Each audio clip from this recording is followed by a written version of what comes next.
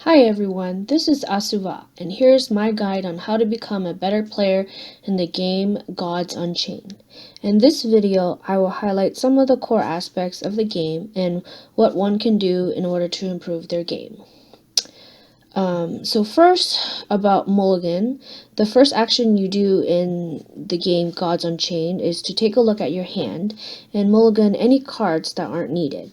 You want cards that you can play in early game to contest the board. So generally speaking, you would mulligan for cards that cost 3 mana or less.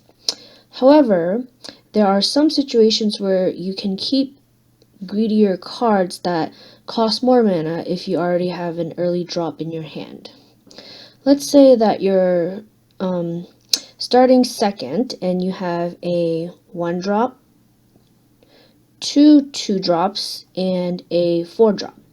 In this scenario, it is almost always right to keep your entire hand, as it allows you to spend your mana efficiently for the early game. In the next one, I'll be talking about trading minions. So in this game, there is no such thing as face-only deck. Even the most aggressive decks make the best possible trades instead of allowing their opponent to make the worst possible trades for them. By keeping the board clean, you're reducing the risk that your opponent can buff their minions and take the valuable trade, making it difficult for you to come back on board. It also reduces the effectiveness of your opponent's AoE spells as well. However, if all potential trades on the board aren't terrible for you, then you may opt to be the more aggressive and pressure your opponent's life total. When you are unsure whether you should trade or go face, ask yourself, how relevant is this damage to face? What can my opponent do to punish me? How will the punish affect my situation? If you feel that the damage to face is far more valuable, or that the punish that your opponent may have isn't that detrimental to your situation, then go ahead and attack the face to create pressure. Now next is about around AoE and hard removal.